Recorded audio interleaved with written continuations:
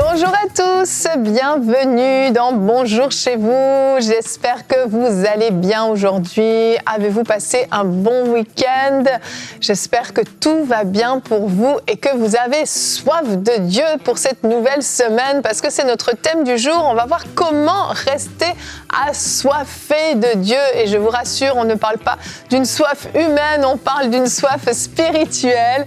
Et je suis avec Aurélie et Omer. Hello! À la vôtre. À la tienne, t'as soif, Aurélie? Oui, je t'ai vu au moment où j'ai dit ça, boire dans le coin de mon œil. C'est ce qui est intéressant sur la soif. Nous buvons tous, mais personne ne sait ce que l'autre boit. Ah! Ça, la Tu soif. veux nous dire ce que tu bois aujourd'hui? De l'eau. De l'eau. Oh, c'était tellement pas mystérieux. Tout ça pour ça. Eh bien, sache que je bois un petit thé vert en ce qui me concerne et j'apprécie beaucoup. Aurélie, tu veux nous partager Après thé à avoir l'eau? bu de l'eau, du thé, je rebois de l'eau. Ah oui, mais toi, ça c'est le matin, les matins d'Aurélie. Hein. Non, mais Si vous c'est- voyez tout ce qu'Aurélie peut boire en une matinée, je peux vous dire qu'en termes de soif, elle est experte. Ce qui montre que nous pouvons tous avoir soif, mais ne pas tous boire la même chose. Oh! En tout cas, il a une rubrique, Evelyne. Il a une rubrique et on sent qu'il vit sa rubrique. Effectivement, une rubrique réponse d'expert. Qu'est-ce qui étouffe la soif de Dieu? Yes, ça va être très intéressant. On va faire ça bref, on va faire ça bien, mais basé aussi sur l'expérience de vie, parce que c'est ça l'idée, c'est de vous parler, de faire attention à certaines choses, de garder la flamme au courant des années. C'est ça qui est l'objectif en fait, hein, parce que parfois dans la vie chrétienne, on a soif et puis après on est comme rassasié et puis oui, on a Certaines soif. personnes disent qu'on désoif. On désoif, alors ça. On a soif. Wow. Ah, je te sens en forme, Omer. Ça Est-ce qu'on promet, peut cette appeler émission. Frank? Je sens qu'il aurait rebondi à merveille sur tes blagues et tout. Ça. Et Aurélie, on est lundi, donc qui dit lundi, qui dit témoignage. Et oui, un témoignage de Charline des États-Unis. On va voir comment Dieu est intervenu dans la vie de Charline pour la guérir. On aime toujours les témoignages Eh de oui. guérison. Merci de nous partager vos témoignages. C'est tellement édifiant de savoir ce que Dieu fait. Et Aurélie, je te laisse la parole, toi qui es une grande buveuse de liquide. Tu vas pouvoir faire la pensée du jour.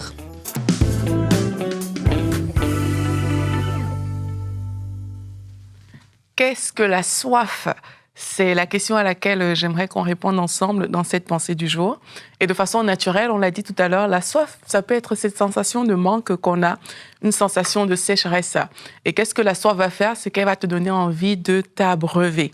Et par rapport au Seigneur Jésus-Christ, la soif, c'est quoi? C'est un peu la même chose. C'est qu'à un moment, tu sens que tu as envie de Jésus-Christ. Tu as envie de plus de lui. Et ça peut même devenir plus fort que toi. Vous savez, il y a ce révivaliste dont on raconte souvent l'histoire. Je ne sais pas si je dirais bien son nom, mais c'est Rodney Howard Brown. Pas mal. Voilà. Je ne sais pas si Frank validerait, mais Je sais moi, pas. je valide. Mais à un moment, il a tellement eu soif de Dieu qu'il a dit à Dieu que si tu ne viens pas, eh bien, c'est moi qui viens te rejoindre au ciel. Vous voyez, parfois, tu as l'impression à l'intérieur de toi, comme ça, qu'il y a plus, en fait. Il y a plus que ce que tu es en train de vivre. Et alors que ton cœur est dans cette recherche-là, eh bien, tu es en train de vivre la soif. La soif, c'est quoi aussi? C'est un moment dans ta vie où l'exaucement de ta prière ne suffit plus. Les résultats ne suffisent plus. Tu veux Jésus-Christ lui-même. Tu le veux directement. C'est plus juste « Seigneur, bénis-moi, fais ci pour moi, fais ça pour moi ». Ça, tu peux mettre ça de côté. Tu dis « Seigneur, c'est toi que je veux ». Vous vous rappelez Moïse? J'aime beaucoup cette histoire. Quand il dit à Jésus « Si tu ne marches pas toi-même avec nous, alors ne nous fais pas quitter ce lieu ». Quand il dit à Dieu plutôt, et ce qui s'était passé dans cette histoire, c'est que Dieu lui avait dit je vais envoyer un ange devant toi pour marcher avec vous. Vous avez déjà la victoire, tout est propre, allez-y, mais moi, je ne viendrai pas avec vous. Et là, Moïse, en fait, il est en train de dire à Dieu, en fait, si toi, tu n'es pas là, ça ne m'intéresse pas d'aller là-bas. En d'autres termes, c'est ce qu'il était en train de lui dire. Ça, c'est le langage de quelqu'un qui a soif. Parfois, le résultat n'est pas suffisant. C'est que oui, Seigneur, il y a tout ça. Il y a les choses sur la terre. Il y a les guérisons. Il y a les miracles. Il y a de belles choses. Mais si toi, je ne peux pas t'avoir avec moi, si je ne peux pas te sentir, si je ne peux pas me sentir proche de toi, alors ça ne m'intéresse pas. Et vous savez, dans ma propre vie, au début de ma vie chrétienne, je le raconte souvent, j'ai eu une soif surnaturelle de Dieu qui est tombée sur moi. au point où, quand je finissais mes cours, je courais chez moi parce qu'il fallait que je reste avec lui. J'avais pas grand-chose à dire, mais il fallait que je reste avec lui, il fallait que je sois dans sa présence, il fallait que je sois proche de lui. Et la soif, qu'est-ce que ça va te pousser à faire? Moi, personnellement, la soif a changé ma façon de prier. Et au lieu de prier toujours pour demander des choses à Dieu, qu'est-ce que la soif a fait? Ça a amené un désir de plaire à Dieu plus que toute autre personne.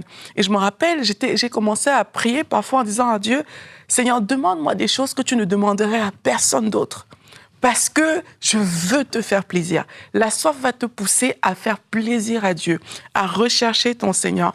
Et aujourd'hui, peut-être vous m'écoutez, vous vous dites, oui, mais Aurélie, mais moi, j'ai pas cet amour pour Dieu, moi, j'ai pas ci, moi, j'ai pas ça.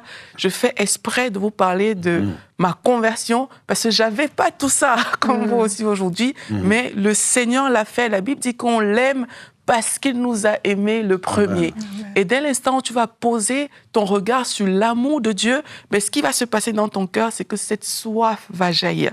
Tu vas réaliser que, waouh, comment quelqu'un peut m'aimer comme ça? Et tu vas voir que ton cœur va commencer à battre pour lui et tu vas vouloir de lui aussi. Tu vas vouloir t'approcher de lui et tu pourras dire comme David, comme une biche soupire après les courants d'eau, ainsi mon âme a soif de toi.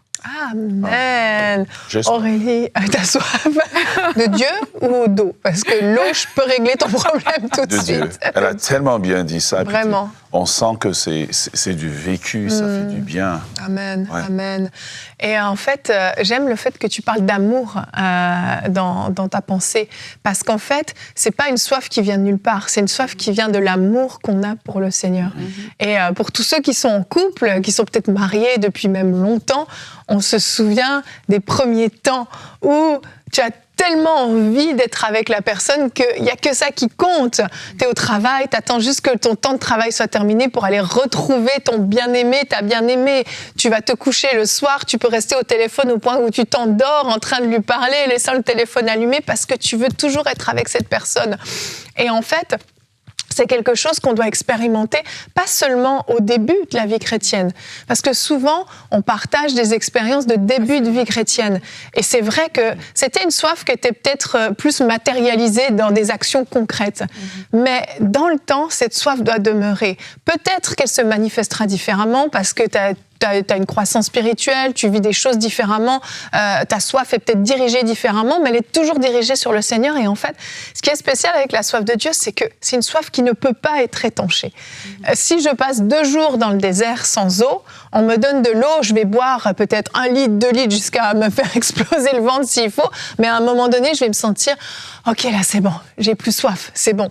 Mais avec Dieu, plus tu passes de temps avec lui, plus tu t'approches de lui, plus tu creuses sa présence, plus tu as envie d'en avoir plus. C'est ça qui est fou, c'est que c'est comme un puits sans fond. Tu creuses, et en fait, c'est presque l'inverse. La soif humaine, moins tu as d'eau, plus tu as soif. Mais avec Dieu, j'ai l'impression que plus tu t'éloignes de lui, au début tu as soif, puis à un moment donné, ta soif se dissout peu à peu. C'est à l'inverse.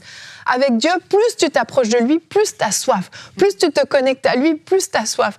Et tu l'as cité, ce magnifique verset, c'est notre verset du jour, le psaume 42 au verset 2 et 3, qui dit « Comme une biche soupire après des cours d'eau ». Alors, je ne suis pas experte en biches qui soupirent, mais je peux imaginer à quel point une biche en plein été peut désirer aller se rafraîchir dans l'eau. « Ainsi, mon âme soupire après toi, ô Dieu. Mon âme a soif de Dieu, du Dieu vivant. » Quand donc pourrais-je me présenter devant Dieu? Cette soif fait que tu as envie de le retrouver, comme tu racontais Aurélie, tu rentres chez toi parce que tu veux passer du temps dans sa présence, tu as envie d'être avec lui, tu as envie de le connaître plus, tu as envie de le comprendre plus, tu as envie de dévorer les Écritures parce que tu veux recevoir des révélations, tu veux connaître encore plus son cœur.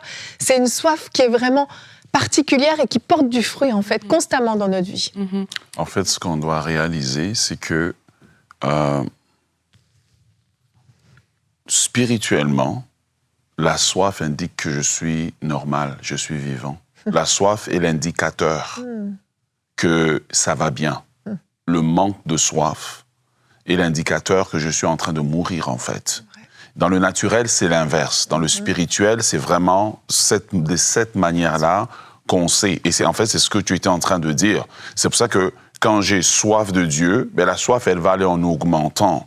Mais quand je n'ai plus soif de Dieu, c'est là que, en fait, mon ancien moi, celui que j'avais crucifié, revient au galop. Certaines choses que j'avais abandonnées reviennent au galop. Pourquoi? Parce qu'en fait, je suis en train de mourir.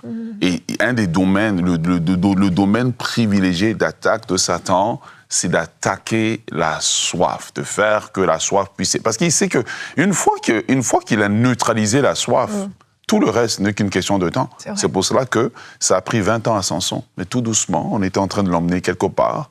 Et tout soudainement, il était à l'aise avec Delilah, avec qui il ne devrait pas être à l'aise. Pourquoi? Parce que tranquillement, on l'a emmené là, et j'aimerais vraiment inviter chacun d'entre nous. Hein. Et nous, quand je dis nous, c'est vous qui êtes chez vous, nous qui sommes sur le plateau, à veiller à garder cette soif de Dieu, beaucoup plus que même prêcher, faire des œuvres. La base, c'est la soif. La soif est l'indicateur, en fait, c'est la température de notre vie spirituelle. Bon point. Wow. Et aussi, par rapport à rester toujours assoiffé, il y a des façons de faire. Tu vois, tu l'as dit tout à l'heure en parlant de l'exemple de la relation amoureuse où tu as toujours envie de revenir dans cette présence-là. Et moi, j'encourage les gens à cultiver ces choses, en fait. Il faut que tu aies envie du Seigneur. Amen. Et pour ça, à un moment dans ta relation amoureuse, ce sera plus forcément comme au début où, OK, c'était tout le temps, 24/24, vous étiez au téléphone, mais à un moment, tu vois que ça se régule, en fait. Ta vie revient dans un certain équilibre, tu vois, et c'est là où maintenant c'est ta décision à toi de maintenir, de cultiver et tout, et c'est aussi comme ça que ça va arriver pour beaucoup de personnes, c'est que peut-être plusieurs, vous nous écoutez aujourd'hui, et vous êtes dans cette saison où peut-être vous avez ressenti la soif dans le passé, mais aujourd'hui, on est dans une saison d'équilibre, et comment rester assoiffé dans cette saison d'équilibre, c'est toujours d'avoir ce cœur qui veut Dieu, ce cœur qui veut lui plaire, et je me rappelle, ce qui s'était passé pour moi, en tout cas, c'est qu'à un moment, j'ai commencé à ouvrir la Bible et je disais à Dieu, je veux te découvrir, toi. Je ne suis pas en train de chercher des promesses. Je ne suis pas en train de chercher qu'est-ce que tu peux faire pour moi alors que je suis en train de lire ta parole, mais je veux te découvrir, toi, en tant que personne. Je veux que tu me présentes ton cœur. Je veux que tu me montres ta gloire. Je veux que tu me montres qui tu es. Que tu te révèles à moi, en fait. Que je te vois. Et en entretenant comme ça, même avec la lecture de la Bible, mais c'est comme ça que j'ai commencé à repérer des trucs dans la Bible. Hein. Quand on dit Dieu cherche, ça m'intéressait. Dieu cherche les adorateurs, les gens qu'il adorent en esprit, en vérité. Et parce qu'il aime ça, ça va m'intéresser. Je vais commencer à me dire comment on fait ça. Dieu cherche des intercesseurs. Ça a commencé à m'intéresser, ces choses-là. Il y a cette chose, il y a 6 choses que le Seigneur n'aime pas, c'est qu'il est, les yeux qui font ceci, cela. En fait, des choses que lui pouvait aimer, qui sont écrites dans la Bible, clairement, ça a commencé à m'interpeller. Et c'est comme ça que la relation, on la maintient, en fait. Et c'est comme ça qu'on maintient le feu, on maintient la flamme allumée. Bon, il y a aussi le Saint-Esprit qui fait un travail extraordinaire pour maintenir cette flamme allumée. Mais il faut comme... cultiver ce truc-là par la parole dans les temps que tu passes avec lui et dire à Dieu, Seigneur, je veux m'unir à toi, je veux communier avec toi. Tu as dit que je souhaite qu'il soit un, comme moi et le Père, on est un. Je veux cette unité. Tout ça, c'est des choses qui vont alimenter, qui vont entretenir cette soif-là. Et je me rappelle aussi, j'avais appelé ça l'insatisfaction à vie. J'avais appelé ça comme ça parce que en même temps, tu veux tellement de lui, tu vas dans sa présence et c'est bon. En même temps, tu sors de là et tu veux déjà revenir. Parce que ça te manque déjà. Et je pense qu'on doit arriver au point où Dieu nous manque. Tu vois, c'est ça, avoir soif. C'est qu'à un moment, tu dis, mais Seigneur, tu me manques. J'ai besoin d'être avec toi. J'aimerais juste rajouter quelque chose avant qu'on aille plus loin. Dans le domaine de la soif, il y a la soif que Dieu donne et il y a la soif que tu crées. Beaucoup de gens attendent que Dieu leur donne la soif. En fait, ce que Aurélie est en train de dire, c'est ça. C'est que il y a des choses que je dois faire pour créer la soif. Dieu me donne la soif, je maintiens la soif en faisant certaines choses qui créent en fait une plus grande soif. Exemple, quelqu'un qui écoute cette émission, quelque part, vous commencez à avoir soif parce que vous entendez parler de ça. En fait, il faut établir certaines choses dans notre vie qui crée la soif et maintienne la soif. Amen. Parce que parfois, oui, Dieu, dans sa grâce, souverainement, c'est comme ça que les mouvements de réveil, en fait, s'éteignent. Parce que Dieu envoie la soif. Mais maintenant, les gens n'apprennent pas à garder la soif, Exact. à créer la soif. Ils attendent que ça vienne souverainement. La soif n'est pas toujours de la souveraineté de Dieu. Il y a aussi la responsabilité que j'ai de créer cette soif-là. Exact, exact. Priez en langue, écoutez des louanges, nourrissez vraiment votre soif. Et il y a des choses, à l'inverse, qui vont venir étouffer votre soif. Et on va voir tout de suite avec Omer quelles sont ces choses et surtout, on va voir comment les éviter. C'est la réponse d'experts.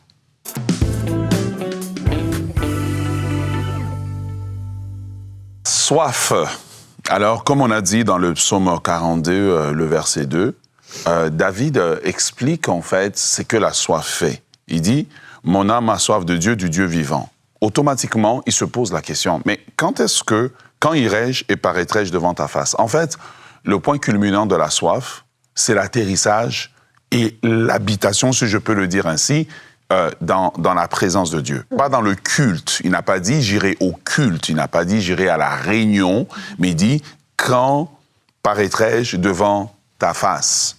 Pas dans le temps de prière. Le but de la soif, c'est le face-à-face avec Dieu. Oui. Et ça, lorsqu'on comprend ça, j'ai pas besoin d'un lieu, j'ai pas besoin d'une place, mais j'ai juste besoin d'apprendre à rentrer dans la présence de Dieu, qu'importe où c'est. Moi, ça m'est arrivé dans l'avion, en plein avion, à l'aéroport, à des endroits où je ne pensais pas, dans la présence de Dieu, parce que le cœur est assoiffé. Et la soif de Dieu rendra la vie chrétienne belle et rendra la vie chrétienne légère. Alors, malheureusement, comme je le disais tout à l'heure, le domaine où le Satan attaque beaucoup le plus les chrétiens, c'est dans le domaine de la soif. Parce qu'il sait que si il parvient à neutraliser votre soif de Dieu, sans que vous puissiez vous en apercevoir, Satan sait que la bataille, elle est gagnée d'avance, c'est seulement une question de temps. Alors, comment est-ce que, justement, les gens perdent la soif de Dieu? Premièrement, les gens perdent la soif de Dieu, eh bien, par le péché toléré. Le péché toléré, le péché qui est arrivé une fois, qu'on laisse, et le Saint-Esprit a fait sonner justement son signal d'alarme pour dire anomalie, et toi tu as dit non, il n'y a pas anomalie, je vais continuer, ou j'ai raison dans ce conflit, et puis je vais dire tout ce que j'ai à dire parce que j'ai besoin de m'exprimer. En fait, l'ennemi est en train d'attaquer la soif. C'est pour ça que, justement, Ésaïe 59, 2 dit, ce sont vos crimes qui mettent une séparation entre vous et votre Dieu. Donc, quand on commence à tolérer le péché, et ça, Samson est l'exemple parfait de comment est-ce qu'on peut être en haut, on peut être leader, on peut être tout ce qu'on veut, mais nous avons tous un point commun, c'est que quand le péché est toléré, la soif commence à s'éteindre. Et quand la soif s'éteint, elle ne s'éteint pas d'un coup. Ça va juste tout doucement. Et à un moment donné, on a gardé la mécanique, mais la soif, elle n'est plus là. Deuxième des choses, c'est ce que j'appelle le surcharge de bruit. C'est que Jésus dit en d'autres termes, les préoccupations de ce monde. Et ce monde sait nous préoccuper. Les réseaux sociaux, les multiples informations, nous sommes bombardés à tous les niveaux. Et celui qui n'apprend pas à arrêter son temps, arrêter sa journée pour se retirer, eh bien, il va perdre la soif de Dieu. Et parfois, ce n'est pas nécessairement arrêter, mais c'est apprendre à rentrer dans la présence de Dieu, tout en faisant ce que je suis en train de faire, je rentre dans la présence de Dieu. Parfois, il m'arrive, je suis en train de conduire la voiture, et puis j'ai toujours une blague que je fais avec ma fille. Quand je suis avec elle, je conduis, puis je parle en langue, et puis j'arrête, je dis « à toi ». Et puis elle me regarde. Vous voyez, c'est que je suis en train de conduire, mais automatiquement, je rentre dans la présence de Dieu. Pourquoi? Parce que les surcharges de bruit, le bruit, la pollution du bruit, la pollution de l'environnement est un élément qui tue la soif de Dieu. Quand tu es dans la voiture, mets une musique qui t'édifie, mets une prédication qui t'édifie. Tu dois, en fait, contrôler ton environnement pour pouvoir avancer. La troisième des choses qui tue la soif de Dieu, ce sont les déceptions non digérées. Et Jésus l'a dit, nous aurons beaucoup de tribulations dans le monde, nous aurons beaucoup d'épreuves. Nous serons déçus par des gens que nous pensions être spirituels, mais qui on découvre qu'ils ne sont pas spirituels. Nous serons déçus par, des amis qui vont parfois nous dire des choses, prendre des choses, etc. Et dans toutes ces déceptions, si la présence de Dieu ne devient pas un refuge, mais plutôt de se dire, comment est-ce que Dieu peut permettre que cela m'arrive? Dès que tu te poses cette question, automatiquement, je veux te dire que le diable est en train de tuer ta soif de Dieu. Alors, c'est très important d'apprendre à gérer les déceptions que nous avons, les coups que nous avons et de trouver refuge dans la présence de Dieu et d'apprendre à répandre le cœur dans la présence de Dieu et de dire à Dieu ce qui nous fait mal. Moi, souvent, lorsque je vais dans la présence de Dieu dans des moments difficiles, eh bien, je parle à Dieu de mes émotions, de comment est-ce que certaines choses m'énervent, de comment est-ce que certaines choses me font mal. Et je demande à Dieu, guéris mes émotions. Et parfois, dans ces moments-là, je le rappelle, hey, une fois je priais, je dis à Dieu, souviens-toi, je suis ta brebis. Je suis pas le pasteur ici, là. Là, je suis ta brebis, Seigneur. Conduis-moi vers les verts pâturages. Seigneur, conduis-moi auprès des eaux paisibles. Pourquoi? Parce que parfois, la vie emmène toutes sortes d'agitations et j'ai besoin que le Saint-Esprit me prenne et me conduise vers les eaux paisibles. Et rappelle à Dieu, même si tu es un leader, tu es un pasteur, tu es, je ne sais pas, responsable de la louange, viens vers le Seigneur comme une brebis et dis-lui ce qui te fait mal. Parce qu'au travers des déceptions non digérées, bien l'ennemi est en train de tuer la soif de Dieu. Quatrième des choses, l'activisme religieux. Alors là, dès qu'on commence à servir Dieu, avec le temps, l'ennemi tord les choses légèrement. Il les tord en nous faisant croire que l'activisme est réellement le signe que ça va bien spirituellement. Et le service remplace la relation. Le service remplace la soif. Le service remplace l'authenticité de la relation. Où je vais à Dieu parce que j'ai besoin de lui, j'ai soif de lui, j'ai faim de lui. Sa parole me donne envie. Là, maintenant, je fais les choses parce que j'ai besoin de bien paraître devant les gens. J'ai besoin de faire un service. Quand le service remplace la relation avec Dieu, tu es en danger, tu es en danger. Je te le répète, tu es en danger. Tu as besoin d'avoir la soif de Dieu. La façon de le savoir, c'est celle-ci. Et dernièrement, quelqu'un m'a posé la question. Il m'a dit, si jamais on devrait enlever le titre de pasteur, on devrait enlever l'église, le ministère. Est-ce que tu aurais la même soif de Dieu? J'ai répondu, même beaucoup plus. Parce que là, j'aurais au moins de gens à porter, moins de responsabilités et j'aurais le temps de prier. Alors, c'est la question que je te pose aujourd'hui. Si on devrait enlever toutes tes responsabilités à l'église, tous les titres que tu portes, est-ce que tu viendrais dans la présence de Dieu juste parce que tu dis, mon âme a soif de Dieu, du Dieu vivant? Alléluia. Cinquième des choses, ce sont les relations que nous avons autour de nous, les amitiés qui refroidissent. Ah oui. Votre compagnie détermine le niveau et le type de soif que vous allez avoir. Si vous avez des amis chauds, des amis bouillants, eh bien, vous serez automatiquement contagié. C'est pour ça que tout à l'heure, lorsque Aurélie a parlé, j'avais juste envie de commencer à prier. Est-ce qu'on peut juste prier dans cette émission et de parler? Pourquoi? Parce que c'est quelque chose qu'elle a vécu. Et qu'est-ce qui se passe quand on a des amis comme ça?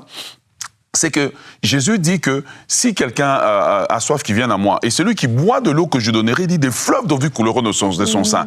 Ça veut dire que quand ses amis parlent, quelque chose, les fleuves d'eau vive là, ça sort d'eux. Et donc c'est ça qui fait que j'ai comme cette envie-là. Pourquoi? Parce que quelque chose sort d'eux et m'affecte. Jésus dit que les paroles que je vous ai dites sont esprit et vie. Ça veut dire, quand je suis avec des personnes qui n'ont pas l'esprit de Dieu, qui n'ont pas la soif de Dieu, ben ils me communiquent en fait la mort. Donc, je voudrais vraiment vous inviter, j'aimerais t'inviter aujourd'hui à renouer avec Dieu, à rechercher Dieu, à dire à Dieu, Seigneur, donne-moi la soif de toi. Amen, amen. Avez-vous soif? J'allais dire, si cette émission ne vous donne pas soif, je ne sais plus quoi faire, parce qu'effectivement, on a envie d'être dans sa présence, on a envie d'être rempli, on a envie d'aller prier. Amen, amen, amen. Eh bien, avant d'aller prier, on va se remplir avec un très beau témoignage.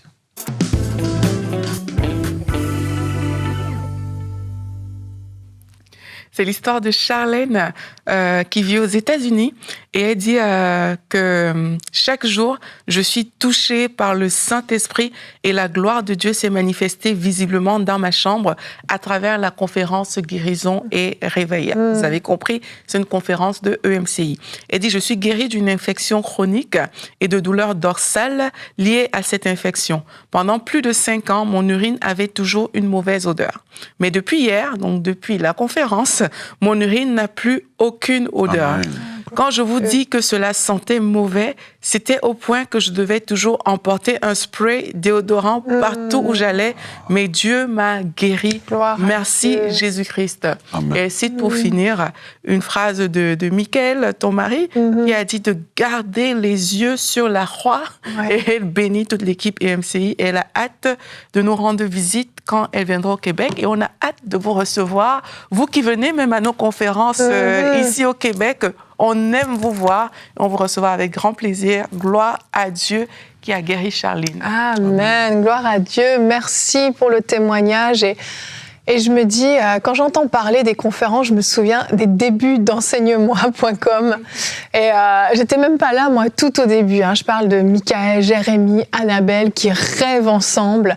Et Michael qui voyait ce qu'on est en train de vivre aujourd'hui, qui parlait des conférences, qui parlait de ces événements extraordinaires où les gens allaient pouvoir venir chercher, oui, leur guérison, leur restauration, qui voyait des émissions, qui voyait toutes ces choses, alors qu'au moment où ils étaient là, réunis, ils n'avaient pas d'argent, ils n'avaient aucun moyen, c'était des petits jeunes qui connaissaient quelques pasteurs, c'est tout, et comment Dieu a changé les choses. Et il y a eu un carrefour, en fait, à un moment dans l'histoire d'Enseigne-moi. Pendant des années, il n'y a pas eu d'appel aux dons. Il y avait quelques donateurs de temps en temps qui faisaient un don comme ça, mais il y avait rien de spécifique sur le site, il n'y avait pas d'appel aux dons, il n'y avait pas d'objectif précis. Chacun était bénévole, chacun payait le prix. Puis il y a eu un moment charnière où on a dit, en fait, on ne peut plus fonctionner comme ça. Et il y a des hommes et des femmes, et certains d'entre vous, vous êtes encore partenaires aujourd'hui.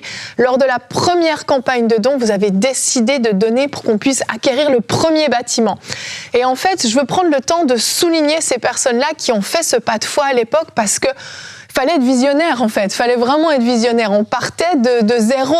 On partageait une chose qu'on voulait faire, mais qu'est-ce qui disait qu'on allait réussir? Et vous avez cru. Vous n'avez pas juste cru en nous, parce que nous, tout seuls, on ne pouvait pas, mais vous avez cru que Dieu était capable de le faire au travers de nous. Et au fur et à mesure des années, vous avez continué à soutenir. Des personnes se sont ajoutées encore et encore. Et je lis des commentaires de partenaires régulièrement qui me touche tellement, et je me dis, c'est grâce à vous, en fait, que cette femme, Charlène, a pu venir à cette conférence, a pu être guérie. C'est grâce à vous, grâce à votre soutien. Le rêve est devenu réalité, oui, par la grâce de Dieu, mais parce que vous avez été obéissants aussi, et vous avez cru que Dieu pouvait faire des choses extraordinaires. Alors, je veux remercier vraiment de tout cœur chacun d'entre vous qui nous soutenez. Pour certains, c'est difficile, les fins de mois sont compliquées, mais vous voyez la main de Dieu sur vos finances, alors que vous semez fidèlement. Dieu est fidèle aussi pour pourvoir à vos besoins. Et je vais inviter ceux d'entre vous qui peut-être vous nous suivez depuis des années ou vous venez tout juste de nous découvrir, mais vous n'avez jamais pris cette décision de devenir partenaire. Et je vais vous proposer de solliciter la sagesse d'en haut et dire, Seigneur, est-ce que tu veux que je soutienne cette œuvre moi aussi? Est-ce que moi aussi je dois être cette pierre vivante qui vient construire cet édifice et amener cette œuvre à aller encore plus loin? Prenez le temps de poser la question, soyez à l'écoute de ce que Dieu vous met à cœur. Et si vous voulez nous soutenir, vous allez sur emcitv.com/don où vous pouvez scanner le code QR qui s'affiche à l'écran et vous allez voir, il y a différents moyens de donner selon les différents pays où vous êtes. Mais je sais une chose, c'est que votre don va faire la différence. Alors, merci d'avance, merci de tout cœur. Et merci à toi, Omer, merci à toi, Aurélie, pour cette belle émission qui donne la soif. Et demain, c'est un peu une suite d'aujourd'hui. On a parlé de ce qui étouffe notre soif, on va parler de la fatigue spirituelle. Il y a des moments où on est à bout. Pourquoi suis-je fatigué spirituellement? Et Omer, tu nous diras comment sortir de cette fatigue spirituelle, lâcher ce fardeau et être renouvelé par la grâce de Dieu. Alors, je vous donne rendez-vous demain. Merci d'avoir été avec nous et bonjour chez vous.